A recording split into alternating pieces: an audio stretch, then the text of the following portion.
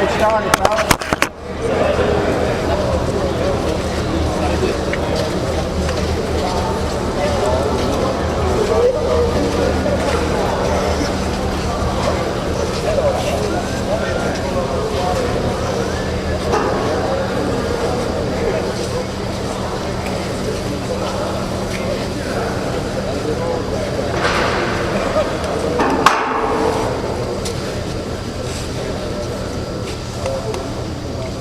Morning.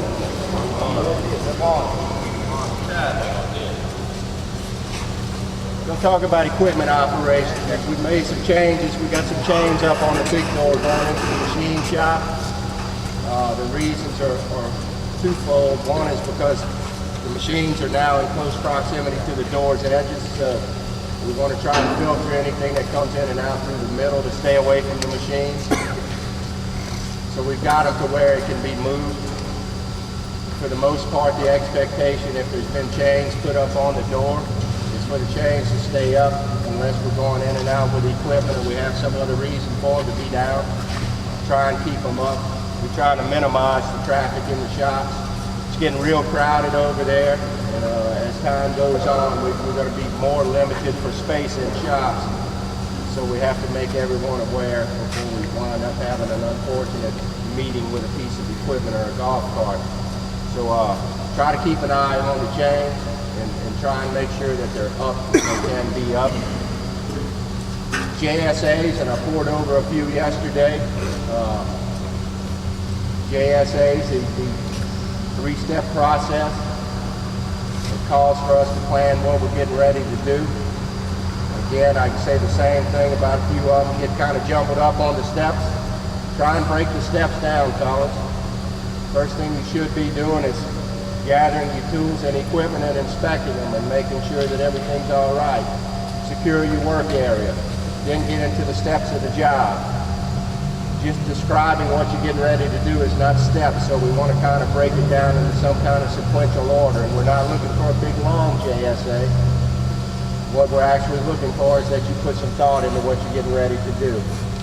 So it's pretty obvious on the front end with a lot of them that we put some thought in, and you can read through it and understand the process and what the employee's doing, and on some of them it's just kind of a little too generic. So see if we can tighten that up a little bit. All in all, we're doing plenty of them, and all in all, we're about 80% where we need to be with them. Observation cards. It's important to observe one another on the yard. It's important to document that we do observe one another.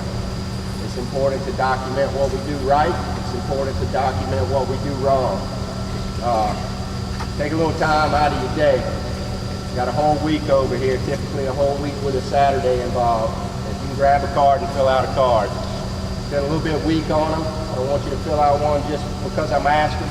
I want you to remember to fill out one because you saw something and it's important for us to have this information. All in all, another good run, good week.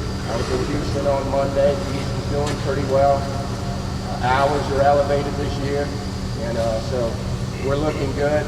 We know what we need to do to continue on that path, so continue to watch one another, continue to take the time to plan what you're getting ready to do. And in every case, we got enough time to plan it. If we didn't have enough time to plan it, we don't need to be doing it, fellas.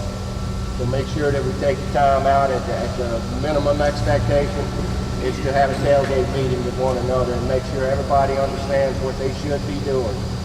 And I think we're doing a good job with that, but we just have to continue to reinforce that. That's vital to the safety of the organization.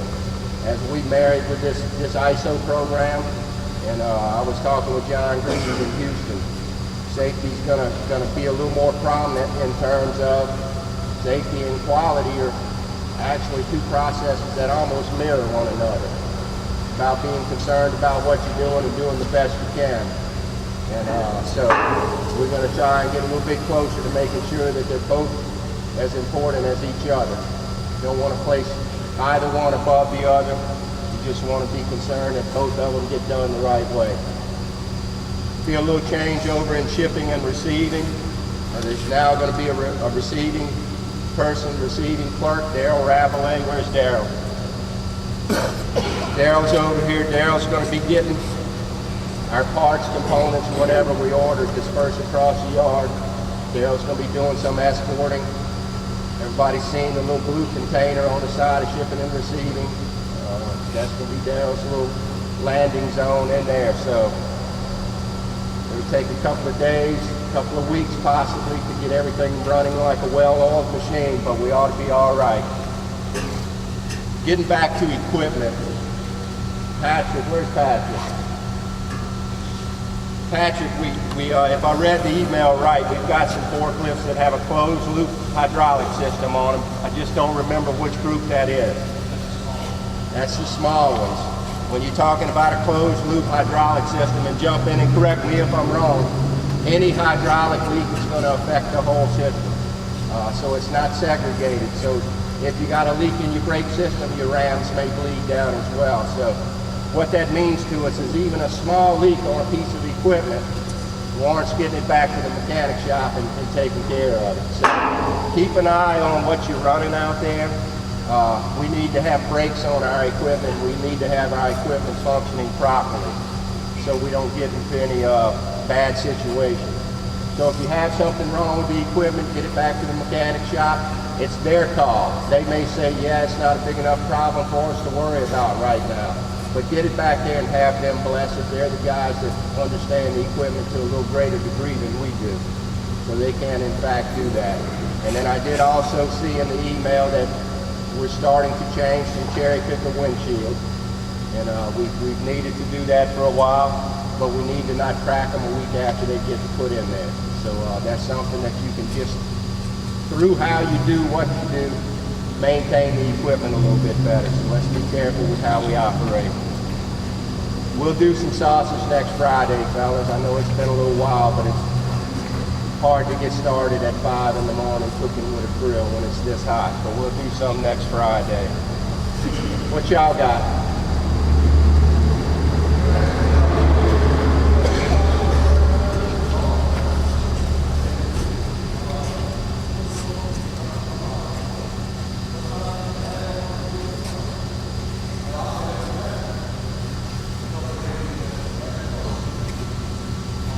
Be aware of the fact that now you can go on the website and we've got a menu on there called Hurricane Central, and get updates, phone numbers. There's a tracking map on there. We're trying to make the safety website a usable, viable tool for you guys, a good way to communicate. So we'll be talking a little bit more. We're just now starting to get into the heavy hurricane season. For anybody that hasn't heard, what we do is we go into a different mode. We have phase 1, phase 2, and phase 3. We're in phase 1, that's hurricane season. When something gets so many hours out, being in the Central Gulf, we go into a different mode that requires us to try and tidy up loose ends on the yard and start doing some things that need to be done. And then as it gets closer, we'll draw down on personnel. If you need to take care of someone, something, you have to let us know. Don't stay here and be aggravated because we hadn't told you you can leave. If you need to leave, get with your supervisor. We're very accommodating over here. You've got a mother and father, some other situation. If you need to take care of something, fellas, let us know about it. But as the weeks go on, we'll be talking a little bit more about how we respond. And hopefully we won't have to deal with anything this season, just like we did last season. We've had some guys working in the beams over there. Some very hot work, but everybody kept an eye on one another and everything went pretty well, all right? So, again, when we put some thought into it, we pull it off as best we can. It's not always going to be ideal, but get with us, and if there's anything we can do to help the situation out, we're going to do it. Who else?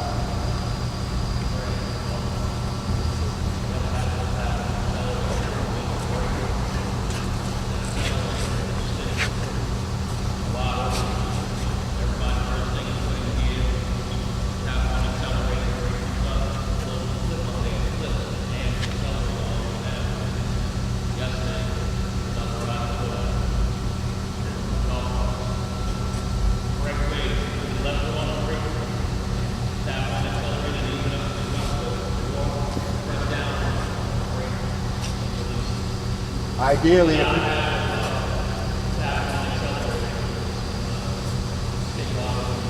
you should be able to just tap on the top part of the brake and release it. But what happened yesterday, you can hit the accelerator and release the brake. Hit the accelerator and it locked down wide open.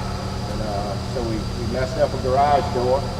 Unintentional, but just be aware that we might be looking at that situation. So when you get ready to release the brake, probably the best thing to do is just try and release it with the brake. Leave the accelerator out of the picture. Who else? Just the roof stopped fire yesterday on the barge on my tow show. The roof stopped fire yesterday on the barge. Had a fire extinguisher available. No, it just closed the hose off. Just closed the hose off. Somebody fixed the tow shows with gray tape. That's interesting. And I didn't know if it was hot off, my ass was on fire. But Mr. Roof took care of it. Good deal. Good. Thank you, sir. Good response, keeping an eye on things, and it's something that can come to see us again today, fellas. Keep your eyes on what's going on, not just in what you're doing. Don't get in that zone and work with blinders on. Pay attention to what's going on around you. It may affect you in a bad way. So everybody communicate with one another, and we'll continue having this conversation on Friday, incident and accident free for the most part. Y'all have a good day, fellas.